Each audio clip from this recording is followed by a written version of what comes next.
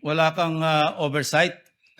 Kung ano sabihin ni Colonel Lechica, prepare, pirma, approve ng SDO. Gidiscuss po namin, Your Honor, based po sa program po ng Office of the Vice President, Your Honor. Maubos yung oras ko. Ulitin yung tanong ko, ano? Kasi kung ministerial, sabi ko nga kanina, opening na tanong ko, ikaw ang merong fiduciary responsibility. Kung ministerial ka lang, hindi mo ginagawa yung trabaho mo, delikado ka.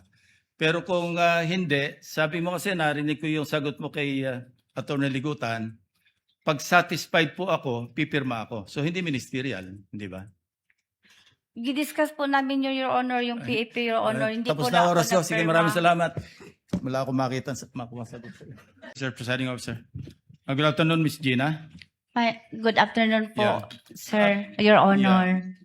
Question number 1, between you and as the SDO, no, and Colonel Lechica as the security officer, sa ilalim ng batas ng Republika, sino may fiduciary responsibility?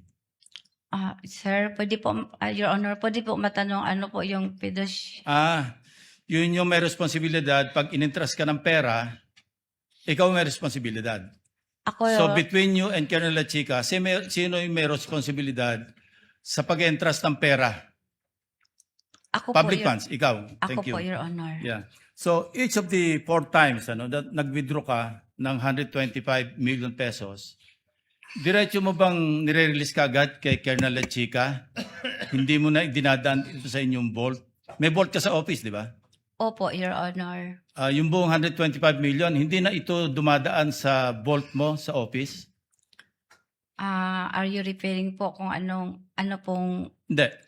Kapag kasi yung vault, kaya kakailangan may vault bilang SDO, paglalagyan mo yun ng cash para safe, para secure. Opo. Paglalagyan mo rin yun ng mga classified documents para safe, para secure. Opo. So, pag gagaling mo sa bangko, dinadaan mo muna sa vault o diretso binibigay mo na kay Colonel Lechica? Pag na-encash na po ang cheque, Your Honor, habang papauwi po ako, tinawagan ko po si Colonel Lechica na... Hindi, pakisagot lang, na-encash na po. dumadaan ba sa vault ng office mo o diretso kay Colonel? Yung first po na withdrawal, Your Honor, for 2022 po, hindi na po naipasok sa vault, Your Honor. Yung pangalawa, pangatlo, pang-apat? Half-half po, Your Honor. Paano yung half-half? Yung 2023... Kalahati ng 125 kay Colonel, kalahati. Hindi po, Your Sa vault. Honor. Ganito po, Your Honor. Sige. Yung 2023 po, Your Honor, ganun pa rin ang ginagawa ko, Your Honor. I-inform ang Vice Presidente na na-encash ko na ang cheque. And then, I also called up Security Officer Colonel Lechica na na-encash ko na ang cheque. Then, agad po, magsagot po sa akin si Colonel Lechica na, yes, Ma'am Gina, pupunta ako. Pero beforehand pa po, Your Honor, nagbigay po ng advance ng copy si Colonel Lechica sa mga expenses na to be incurred na Hindi, ang ginatawag tanong ko, ko- Your Honor, yung object of Wag expenditures, mo na Your haluan Honor. ng iba, Miss Gina. No? Ang tanong ko lang, yung mismong cash, each of the 4 times na nag-withdraw ka, diretso yung 125 billion kay Colonel Lechica o meron ka pinasok sa vault? Yung, Lahat. yung, Each of the 4 times. hindi, lahat, Your Honor. Yung last quarter po of 2022, Your Honor, lahat po ng 125 million, nirelease ko po kay Colonel Lechica. Pero yung first quarter po ng 2022, Your Honor, ang hiningi lang po, ang nirelease ko lang po kay Colonel Lechica based sa kanyang object of expenditures is mga around 80 million lang po, Your Honor. Di ko kabisado po, Your Honor, kung ang exact amount, Your Honor. Basta mga 80 million plus or more, Your Honor. Yung sumunod na quarter. Then, after that, Your Honor, mag-submit siya sa akin ng fund utilization Hindi, report, Your after Honor. withdrawal. After withdrawal, Yeah. yung second quarter, Your Honor, ng 2023, 3 times ko na po na-release kay Colonel Lechica. And same also with the third quarter of 2023, 3 times ko po na-release. 3 tranches. Three Tranches. times. 3 tranches. Tranches. So, okay, lipat na tayo ng topic. Kasi sa pagkaalam ko, and assume, alam mo rin ito, no? Kapag purchase ng supplies, maski pag gamitin sa confidential activities, kailangan may official receipts, may sales invoices. Di ba? Napirmado ng totoong tao, hindi alias. Pag supplies, hindi yung purchase of information. Nag-purchase ka ng table, sabi nga ni Senator Erwin, nag-purchase ka ng silya, nag-purchase ng medicines, ito hindi po pwede yung classified, maski classified ang paggagamitan, kailangan pa rin merong sales invoice, merong receipts, official receipt, na pirmado ng totoong tao. Do you agree? Sa nabasa ko po sa GC, Your Honor, hindi naman po nakalagay doon I'm telling you, that is supposed to be the practice. kung regular po na transaction, Your Honor. No, supplies. Regular po ang pag-transact, Your Honor, No, hindi no. po in relation sa confidential Supplies. funds. Maski gamitin pa sa confidential activities, pag supplies, kailangan may sales invoice, kailangan mayroong official receipt na pirmado ng totoong tao. Do you agree? Hindi ako ang sagot ko po, Your Honor, is yung You don't agree? yung nabasa ko sa GC, Your Honor, hindi naman po nire-require doon ang pangalan or ang invoice, Your Honor, sa GC, Your Honor. Well, anyway, Yun ang understanding ko sa GC po, Your Honor. I won't argue with you. No? Yung physical sa financial plan, ikaw ang project accountable officer. Ministerial ba yung pag-prepare mo at pagpirma mo do sa PFP? Ano po, Your Honor, ginagawa ko po, Your Honor, with the inputs and guidelines po ng security officer, Your Honor. Wala kang oversight? Kung ano sabihin ni Colonel Lechica, prepare, pirma, approve ng SDO. Gidiscuss po namin, Your Honor, based po sa program po ng Office of the Vice President, Your Honor. Maubos yung oras ko, ulitin ang tanong ko, Kasi kung ministerial, sabi ko nga kanina, opening na tanong ko, ikaw ang merong fiduciary responsibility. Kung ministerial ka lang, hindi mo ginagawa yung trabaho mo, delikado ka. Pero kung hindi, sabi mo kasi narinig ko yung sagot mo kay Atty. Ligutan, pag satisfied po ako, pipirma ako. So hindi ministerial, hindi ba? Gidiscuss po namin, Your Honor, yung PAP, Your Honor. Hindi Tapos po na ako oras ko. Sige, nagpirma. maraming salamat. Wala akong makuha sagot sa'yo. Senator Judge Soto is recognized for his interjections. You may proceed, sir. You have 2 minutes. Thank you, Mr. Presiding Officer, Mr. President. Thank you. Madam Witness, being the Special Disbursing Officer, you are the only official allowed to disburse the funds. Tama po ba? Based sa GC po, Your Honor, ako po ang person mag-disburse, Your Honor. Correct. Now, can you delegate these powers to others? Gidisburse ko po ang confidential fund, Your Honor, sa aming security officer, Your Honor. Hindi, yung pagiging disbursement officer mo, are you allowed to delegate to others? Basta, Your Honor, ang aking pag-disburse, gidisburse ko po sa security officer, Your Honor. Yan po ang trabaho ko, Your Honor. Oh, Gidisburse, so therefore, i-release. therefore the answer is no. You cannot delegate your powers to others, no? Iba yun, nire-release mo eh, yung sabi mo di ba? All right, now, my question is this. Hindi ka pwedeng mag-delegate sa mga regional officers. Wala kayong regional officers, sa OBP? Wala kaming regional po, Your Honor. Yun. Kasi, in your utilization report submitted to Senate President Mig Subiri, you had 132 areas nationwide, yung activities within 11 days and even over the holidays. So, kanino nyo dinelegate itong 132 areas na nag-distribute kayo? Kung hindi ka pwede mag-delegate ng power, ikaw lang mag-isa. Your Honor, maitinalaga po ang Vice Presidente na Security Officer, Your Honor, na siya po ang mag-i-implement, siya po ang mag-conduct ng confidential, siya po ang mag-implement sa mga confidential operations, Your Honor, on the ground. Kasi siya po ang eksperto, Your Honor. So kaya niya yun, expertise niya 132 areas in 11 days. Siya lang mag-isa, si Colonel La Chica.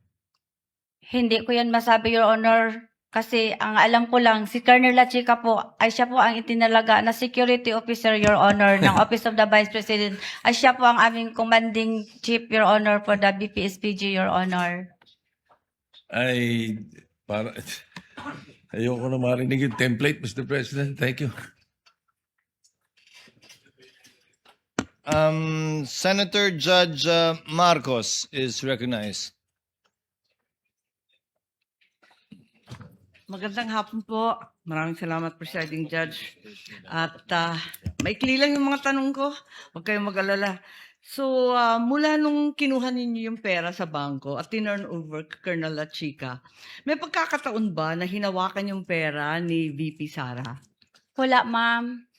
At masasabi mo ba kung nakita man lang kahit isang sentimo nung pera ni VP? Wala, ma'am. Pwede mo bang sabihin o alam kung kinuha, inangkin, inagaw ni VP kahit isang sentimo nitong confidential funds na to? Hindi ko nakita, ma'am. Ay, ganun pala eh. Pero ang alam ko, kanina sinabi mo, yung liquidation and supporting documents, ito ang responsibilidad ninyo na iprepara yung mga dokumento para sa COA at sa mga opisyal. Tama po ba? Yung mga documents, di ba yun ang trabaho mo bilang SDO? Kasali po yun, ma'am. Nung naghahanda ka nitong mga papeles na to, katabi mo ba si VP? Para tignan yung mga daan-daan, libu-libong mga dokumento tungkol sa confidential funds. Nandun ba siya? Wala po siya, ma'am. Nag-base lang po ako, ma'am, kung paano yun gagawin po doon sa GC, ma'am. Tinitignan ba niya yung bawat isa ng mga acknowledgement receipt, yung iba't iba pang papel for personal authentication? Tinitignan ba niya yan? Basta, ma'am, yung mga acknowledgement receipt, ma'am, galing po yun kay security officer, ma'am, at binigay po niya sa akin, ma'am. At siya bang nagbigay sa iyo? Inabot ba niya yung mga resibong yan na tinatanong ngayon ng prosecution? Inabot po sa akin, ma'am, na naka-envelope po ng brown envelope ni security officer, ma'am, na si Colonel La Chica, ma'am. Si Colonel La Chica at hindi si VP Sara ang nagbigay sa inyo ng mga papeles. Siya ba ang kumuha ng mga signature nung mga nakapirma sa resibo? Si Colonel La Chica po ang security officer, ma'am, at siya po ang nag-implement, ma'am, ng mga various confidential activities po, ma'am, on the ground. May nakita ba kayo na may kaduda-duda, alanganin, kakaiba sa mga dokumento? Sabi ninyo, wala naman suspicious, irregular, or questionable, di ba? Kanina. Tama po ba yun? Doon sa mga dokumento, wala ka naman nakita na findings na may suspicious, irregular, or questionable, di ba? May ano po lang yun, ma'am, yung mga walang name, walang perma, walang date. At biniverify ko po yun kay security officer po, ma'am, na si Colonel La Chica. So binuno ninyo to at tinama. Yung ba? At masasabi ba ninyo na alam ni VP Sara na may depekto? Alam ba niya na may kakulangan, may pagkamali sa mga supporting documents o hindi? Wala akong alam, ma'am. Last question na lang po. Kumusta yung asawa ninyo na binisita ninyo? Alam ko, undergoing treatment sa Davao. Hindi po maganda, ma'am. I'm sorry. I'm sorry also. Pinagdadasal Pakaila ko, namin ma'am. siya. I'm sorry. Thank you Sorry po. That will be all, Presiding Judge. Thank you, Senator Judge Marcos. Inom kayo ng konting tubig, Ma'am Gina.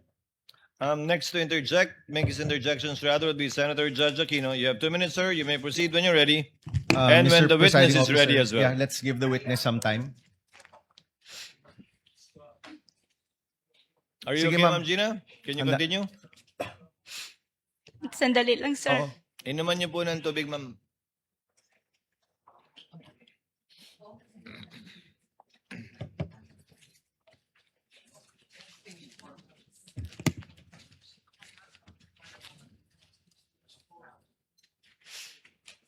I'm sorry. I'm sorry to each one of you. I'm sorry po. It's okay, ma'am. Are you okay, ma'am? Can you continue? Okay po. Okay po. Okay, You maraming may proceed, salamat. Senator Judge Aquino. Maraming salamat, Mr. Presiding Officer. Okay. Madam Witness, kailan niyo po unang nakita yung mga kakaibang pangalan? Yung Piatos, Belat, Pagong, Pusa at iba pa. When was the first time niyo yan nakita? Yung pong ano na po ako, sir, yung pong na-receive ko po yun galing kay Security Officer La Chica po, Your Honor.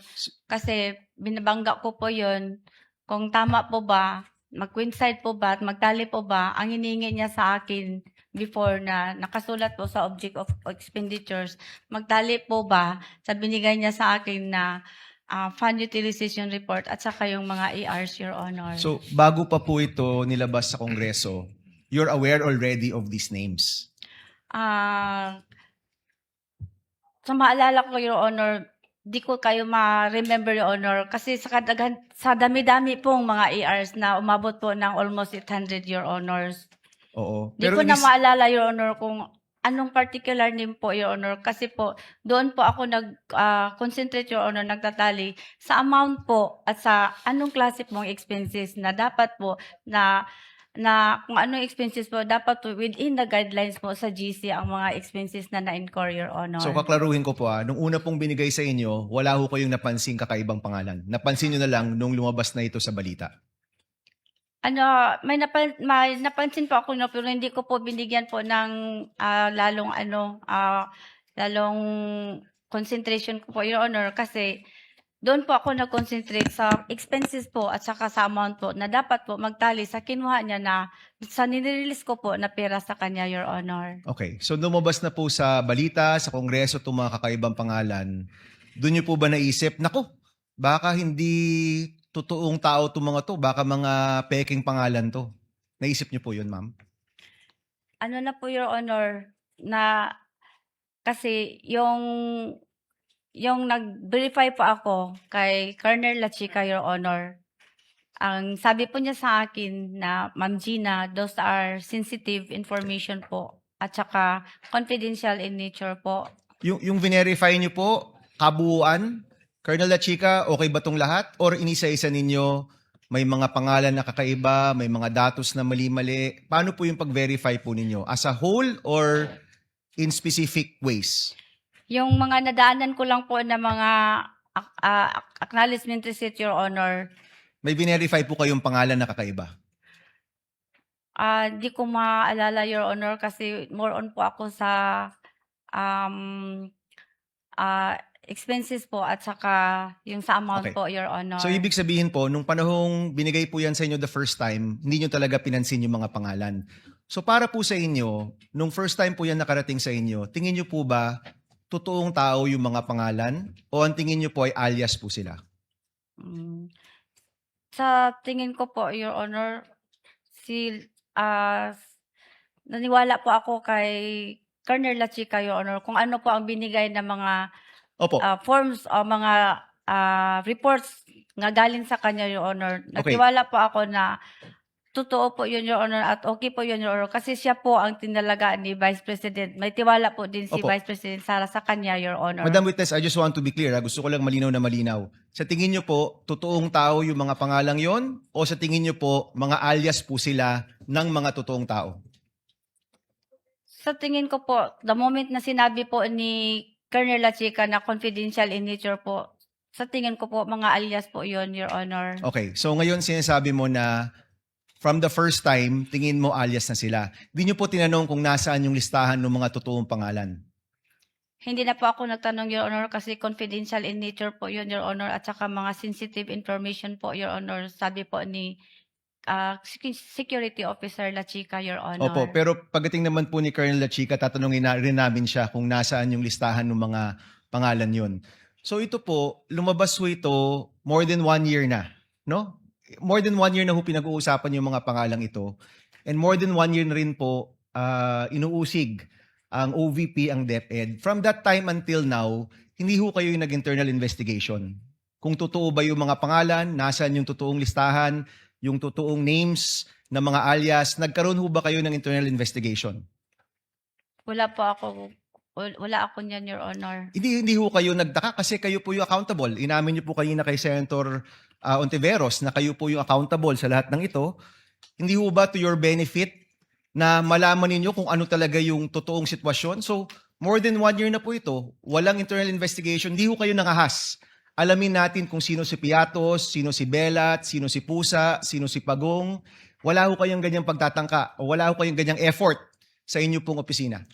Kasi po, Your Honor, sa GC po, ang understanding ko po, Your Honor, hindi naman po kailangan po, Your Honor, na na aliases ba o hindi, Your Honor, ang nakalagay po sa acknowledgement, Your Honor. Pero In fact, Your Honor, wala pong format kung ano po ang form or template po ng acknowledgement receipt, Your Honor. last point, Mr. Presiding Officer. More than 1 year na po ito, Ms. Acosta.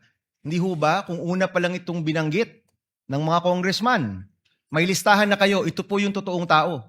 Alias po yan, hindi po yan totoong tao, ito po ang mga pangalan nila, ito po ang mga mukha nila, ito po, kung ayaw nyo pong ipakita sa publiko, executive session po natin ipakita. Never ho kayo nagtangka na buuin ang listahang yan o makuha ang impormasyong yan. Iniwan nyo na po kay La Chica. Confidential in nature po yun, Your Honor. Kaya hindi na po ako nagtanong kasi confidential po, Your Honor. Okay, tatanungin rin po namin si Colonel La Chica pagdating po niya dito. Maraming salamat, Madam Witness.